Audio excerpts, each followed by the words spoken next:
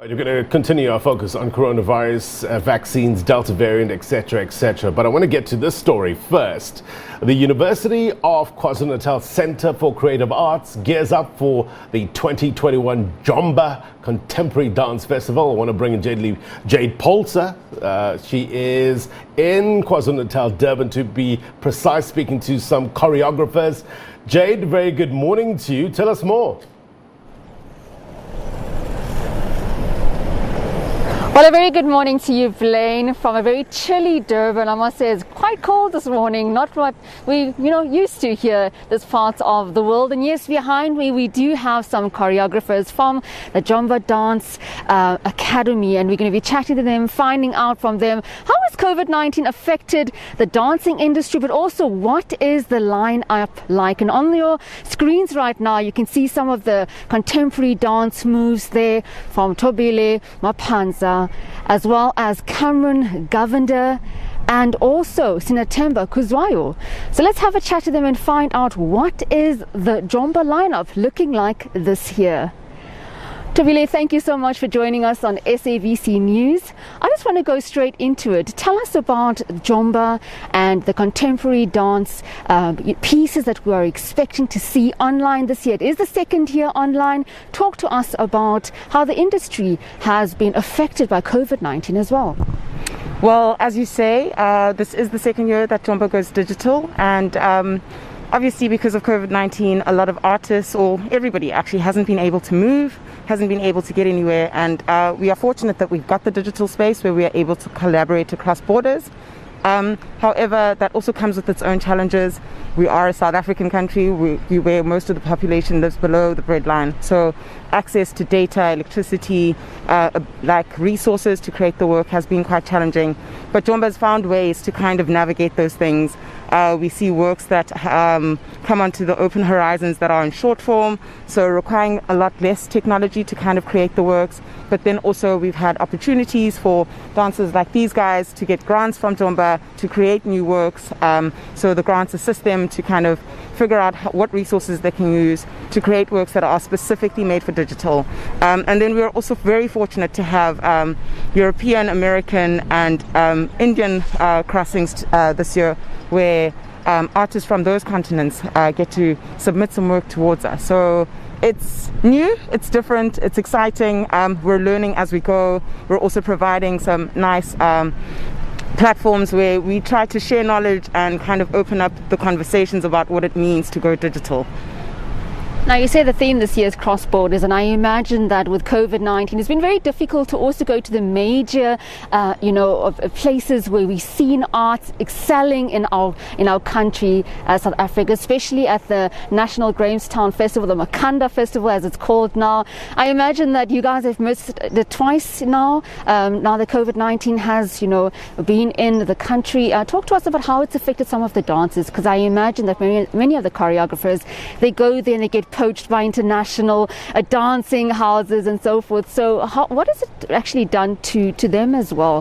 Has it at all deterred them from trying to venture into the arts, or tell us about how it has, the challenges behind this has affected them? Well, I think the National Arts Festival was, I think, the first festival that went digital last year. So we kind of all took kind of a page out of their book to go digital. And I know that this year they tried to do a bit of a hybrid festival where they went into the different cities to kind of film and showcase stuff. So yes, we've had a huge loss in terms of like not being able to meet together, because I think that's also a really very important part of being an artist, is being in the community of artists, to be able to get to a theater and sit in the lobby and speak to different artists and engage with them and have those live interactions with them. So yes, we've missed that. But I think with the digital space, anything that you put out there can be reached by so many people. So although very difficult, and we are all somatic humans, like that's the space that we work in, that inspires us. So it's been difficult, but it has also allowed opportunities. I think a lot more people because we've gone digital, a lot more people are accessing the platforms, a lot more people were sitting at home during the hard lockdown, so everybody was looking for new content. So I'm hoping that with the digital, and as we grow in the digital, people also start to realize that the things that we used to really beg them to come see in the theaters, they can now access on digital platforms. And then just staying with the digital platforms, where can people check out some of the contemporary pieces on JOMBA? What is the lineup looking like this year? So you can catch everything for free on our YouTube channel, and if you subscribe to the YouTube channel, you'll get notifications when performances are about to start. So that's YouTube, and the channel is JOMBA_dance. If you go onto our Facebook page, you'll see all the trailers have gone up for all the films that are going to be screened. Our website also has the full program. We have 11 platforms at this year's JOMBA, which is quite exciting. We have an Africans Crossings where artists from across Africa, we've got Benin, we've got Mozambique, Madagascar and Uganda, artists from there. And then we've got European and American crossings, so we've got something from America, Lamone Company, we've got something from the UK, the Ace Music and Dance Company, we've got something from Germany, which is the Hannah Mar Dance Company, we've got something from India, we've got a whole lineup from India, which is about, I think, 10 curated dance films, which is really amazing. There's an artist who's in Spain who's produced a bunch of films where she's collaborated with South African and African artists. It's under the She Poems program that is on closing night. Jay Patha is our legacy artist who is originally from Durban but is currently living in Cape Town. So his work will be showcased on the opening night. And then we've got Val Adamson, who has been the resident photographer for JOMBA for as long as I can remember, who does an entire exhibition of Jay's work with Sawela Sanke, which is also a Durban-based company. So the lineup is very varied. There's the Open Horizons, which is an open to application platform where we've got short form and long form. As I've explained to you, short form just allows for works that perhaps don't require as much data and as much I suppose data is the most important thing. So it can go onto social media platforms. People who don't have access to lots of data or network and that kind of stuff are able to access it. But it also opens up a platform for people who are experimenting or new artists to come and be on a space like an international festival like JOMBA is. Gosh, Tobile, it sounds like so much fun and so interesting as well. And the industry, Blaine and viewers back at home, it really needs a boost. So by people actually logging into this and going to look at some of the interesting pieces, I'm sure they're going to enjoy that. Thank you so much, Tobile. That was Tobile Mapanza. Well, Blaine, here you can see there are several of the choreographers. I'm going to try and get closer to them and just speak to some of them. Cameron, I see you doing some interesting nuances, I can call it. Tell us about your piece at this year's JOMBA. Hi, okay, so I produced a piece called Itham, Reincarnating Identity. And I think with regards to Itham, it was something that everyone can relate to, with a sense of the color of our skin, our social context, where we come from, where we are eventually going to go to. Especially as a youth living in this post-colonial, post-apartheid South Africa, how do we identify ourselves? Me as a diaspora, yes, I am a South African, I'm born here, but my ancestors come from a land away from here. So how do I now project my identity as a South African individual of Indian descent? How does anyone project their identity within a South African context? And I think with the recent happenings within the country, especially within the unrest, it created a good, I'll say, base to do the work and to engage with the work. With the work specifically, a few of the artists that were engaged in it and were involved in it, they had issues like COVID-19. There were a few that were affected where they were in close contact, so they could not come to rehearsal or to recording, so we had to delay recording.